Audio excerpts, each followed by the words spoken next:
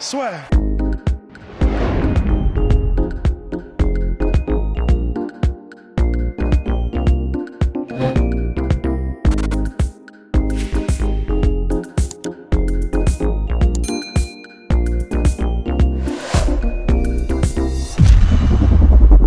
Bonjour à toutes et à tous et bienvenue dans le podcast La Soirée avec Monsieur Samy Sana qui remonte sur les rings. Bonjour Samy, comment ça va? Salut, bonjour à tous, ça va très bien, impeccable, Alors là, on est à impeccable. quoi? Une petite semaine de l'événement, donc enfin un petit peu plus même, qui se déroulera le 3 octobre prochain à Paris, Cirque Borman. Alors pourquoi est-ce que tu as voulu revenir à Paris en cette période?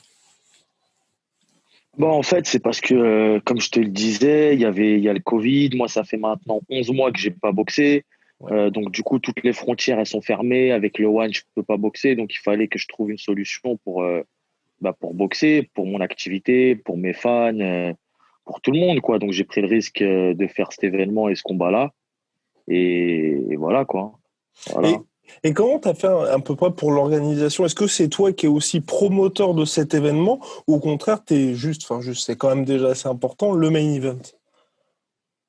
Non, non, je suis promoteur aussi de l'événement, donc c'est moi qui organise. Après, j'ai une équipe très très solide autour de moi, justement parce qu'on peut pas, comme je boxe dans l'événement, je peux pas tout faire aussi, Ouais. tu vois. Donc j'ai une très bonne équipe autour de moi et d'ailleurs merci à eux qui font les choses super bien et qui me permettent de me concentrer sur mon combat et voilà quoi, c'est top. Et comment ça s'est passé exactement pour l'organisation? Parce que j'imagine que ça a dû être assez challengeant d'arriver à mettre cet événement au point.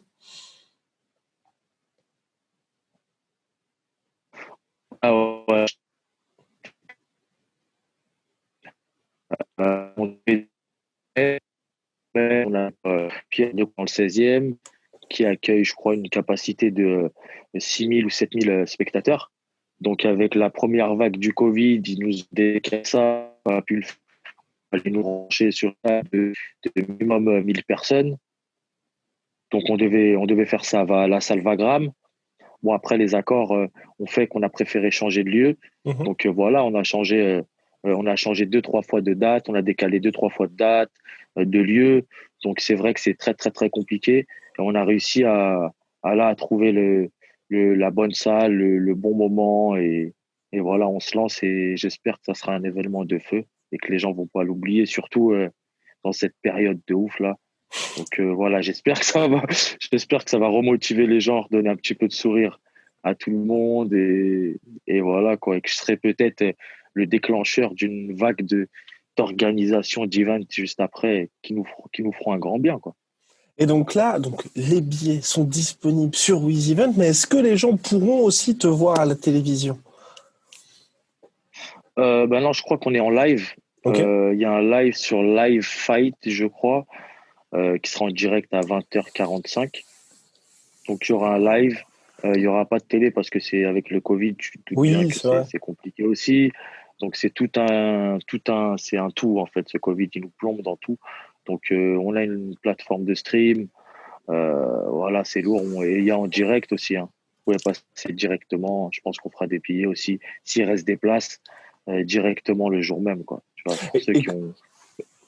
Et comment ça s'est passé exactement, toi, ta préparation? Parce que j'imagine, on avait eu une première interview juste avant le confinement et tout ça, où tu avais les ambitions avec le ONE FC. Tu parlais effectivement d'un combat à Paris, mais j'imagine que là, la prépa, toi, ça a dû être un peu compliqué parce que entre les décisions gouvernementales, le Covid, il y avait quand même pas mal d'incertitudes, j'imagine.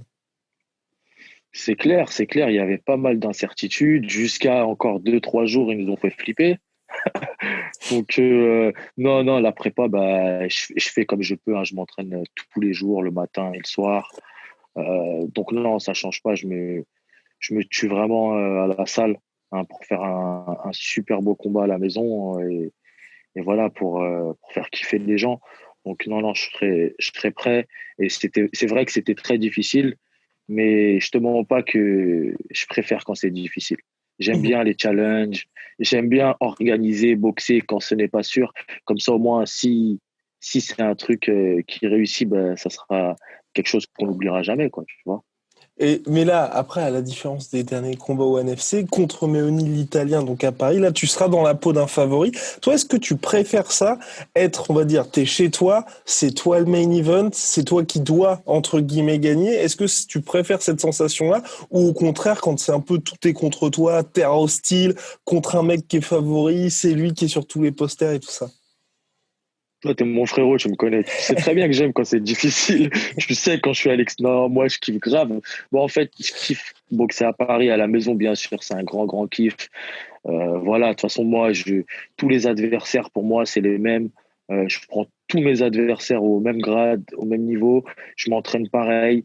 Donc voilà, enfin, je kiffe même à Paris, mais c'est vrai que j'aime bien la difficulté. Donc, quand je suis à l'extérieur et que tout le monde est contre moi, tout le pays, tout le stadium, que tout le monde est contre moi, ça me donne une force en plus, en fait. Une force en plus. Mais aussi boxer à Paris à la maison avec tous mes proches, tous ceux qui me suivent, tous ceux qui me donnent la force, là aussi, ça me donne une force supplémentaire. Donc, c'est kiff-kiff, je pense. Je pense que là, c'est kiff-kiff. Et quand tu vois ce qu'a fait le ONE FC là sur les derniers événements qui étaient complètement à huis clos, est-ce que toi c'est quelque chose aussi que tu apprécierais justement être seul face à ton adversaire ou là vraiment t'entends tout, les instructions du coach ou au contraire tu préfères quand même quand il y a de l'ambiance? Bah, je te mens pas que c'est très très difficile pour moi le huis clos parce que tu te doutes bien, je suis quelqu'un qui a besoin de, tu sais, je sais pas comment dire, qui a besoin de monde. J'ai besoin que des gens me poussent. J'ai besoin de cris. J'ai besoin de sentir la tension, l'atmosphère. Tu vois, je kiffe, ça me donne encore plus de force. Tu vois, et là, boxer sans public, comme ça, sans bruit, sans rien, c'est vrai que c'est déstabilisant. C'est Mmh. comme si on était à la salle, tu vois. C'est comme si on était à la salle. Donc moi, personnellement, je préfère le public, logiquement. Après, c'est vrai qu'il y a des boxeurs qui préfèrent le huis clos, enfin, qui préfèrent pas, mais ça les arrange plus ou ils s'en foutent parce que ils sont de nature, ils sont un peu plus stressés avant les combats ou un peu plus d'appréhension, donc ça les arrange qu'il n'y ait pas de public, qu'il n'y ait personne. Voilà, moi, c'est le contraire. Moi, je préfère quand il y a du public. Je suis un showman. Voilà, tu vois, sans public, c'est bizarre, hein, un sauna sans public, quoi, tu vois. Ouais, non, c'est clair. Après, bon, moi, j'aime bien aussi sans public parce que c'est vrai qu'on entend plus les impacts, c'est un côté un petit peu Ouais, plus brut, tu vois. c'est Donc clair, bon. c'est clair. Mais bon, mais c'est Ouais, c'est différent. clair, c'est clair. C'est clair que sans le public, on entend vraiment les claquements, on voit que ça tape pour de vrai. C'est c'est exactement ça. Et donc là, toi, tu avais des grosses ambitions pour 2020 après cette superbe année 2019 au NFC, bien évidemment, parce que tu es signé aussi par l'organisation et puis tu peux faire des combats comme ce que tu vas faire là à Paris le 3 octobre prochain. Là, il se passe quoi pour toi? C'est année 2020, tu mets ça de côté et que tu te concentres sur 2021 ou au contraire, on peut peut-être espérer voir Sami Sana de retour au NFC cette année? Bah franchement, moi, je me concentre. Bah, c'est clair que là, les prochains mois vont être très décisifs pour moi. J'ai le One FC, qui est la plus grosse organisation pied-point planétaire et qui ont des ambitions de ouf. Donc il y a des combats, des tournois qui se préparent de malade. Donc je pense que j'aurai une année super chargée. Mhm. Enfin, je croise les doigts avec le Covid. On sait pas Ouais. où ça peut nous diriger. Mais ouais, après, je me consacre toujours, je te dirais pas à l'événement, en gros, je me concentre toujours pareil à mes combats. Dès que j'ai un combat, je vais être autant concentré. Voilà, dans tous mes combats. Donc, ça veut dire je favorise pas une année en particulier. Mhm. Tous mes combats jusqu'à présent, ça va être la même préparation, la même détermination. Et voilà, quoi, tu vois. Mais là, c'était plus en fait au niveau de, je pense que je me suis mal exprimé, au niveau de ta préparation, dans le sens où c'est vrai que toi, tu es souvent sur des gros rythmes. Là, le fait d'avoir Ah oui. enfin, tu vois, d'avoir une très très longue pause, en plus à ton âge, parce que c'est vrai que tu es dans ton prime, mais maintenant, il faut faire un petit peu attention. Est-ce que tu profites de cette période où justement tu es beaucoup moins actif sur les rings pour, je sais pas moi, tu vois, te renforcer musculairement ou t'as peut-être quelque part profité de cette période de confinement et d'inactivité pour changer deux, trois trucs? Ah, c'est sûr. C'est sûr que, ah oui, oui, c'est clair, pendant les 11 mois sans fight, c'est vrai qu'il y a eu des grosses sessions de travail, d'entraînement, de renfort musculaire. En fait, toutes les choses que je pouvais pas faire quand j'enchaînais les combats là tous les mois, tous les 2 mois, eh ben, c'est vrai que j'en ai profité pour les faire là. Donc j'avais fait une bonne prise de masse, tu vois, pendant le confinement et tout. Ça me permet de prendre de la force, de prendre beaucoup de muscles. Et justement, j'attendais, là, je prenais de la force, de la masse et j'attendais d'avoir une échéance pour pouvoir sécher, tu vois, Mhm. pouvoir sécher et revenir à mon poids de forme et encore plus puissant, tu vois. Donc c'est vrai que le confinement, ça m'a permis bah déjà, ça m'a permis de réfléchir sur l'organisation, tu vois, d'organiser parce que comme on était tout le temps seul à la maison et tout, fallait réfléchir. Donc j'ai trouvé ce moyen d'organiser un événement et de me renforcer justement dans mes petits défauts que j'avais dans l'année, quoi, c'est-à-dire le renfort musculaire où j'avais peut-être pas assez le temps. Ben là, je me suis consacré à ça. C'est vrai que sur ce truc-là, ça a été bénéfique, quoi. Et donc là, parce que je ne me fais pas trop de soucis pour toi pour le combat du 3 octobre, je pense qu'il y aura des highlights et ce sera bien évidemment en ta faveur. Pour la suite au NFC, est-ce qu'il y a des combats en particulier que tu souhaites? J'ai vu sur les réseaux sociaux qu'ils avaient teasé pas mal de choses avec le tournoi. On en est où concrètement? Est-ce que tu sais un peu de quoi l'avenir sera fait pour toi là? Bah, je sais un petit peu par rapport, bah, déjà, normalement, c'était moi qui étais prétendant à la ceinture du One. Enfin, c'était moi Oh! le mec le plus ligible, tu vois. Après, ils ont mis Petch Morakot. Après, ça devait être moi à chaque fois qui devait rencontrer Petch Morakot pour la ceinture. On l'a pas fait à cause du Covid, tout ça, mais c'est un combat que tout le monde attend, quoi, tu vois. Que le One, que le public, que les puristes, que tout le monde attend. Et ils nous ont proposé aussi ce combat-là. Donc, je pense que c'est qu'une question de frontière. Donc, déjà, je pense qu'en priorité, ça va être ce combat-là pour le titre Muay Thai du One Championship.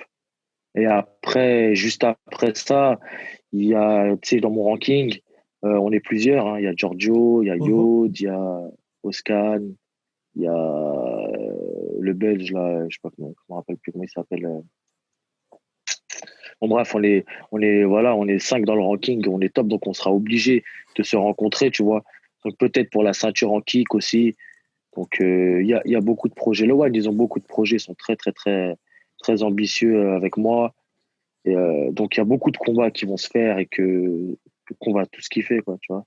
Et là, c'est clair, oui, non, non, parce que cette catégorie, c'est complètement la folie. Avant-dernière Ouais. question, c'était justement pour cet événement qui arrive le 3 octobre. Est-ce que quelque part aussi, donc il y a le challenge sportif que tu vas avoir parce que tu montes sur le ring, mais aussi est-ce que c'est un moyen pour toi de commencer à penser à l'après et te dire, bah maintenant, je peux faire des événements et peut-être pourquoi pas que tu lances ton organisation.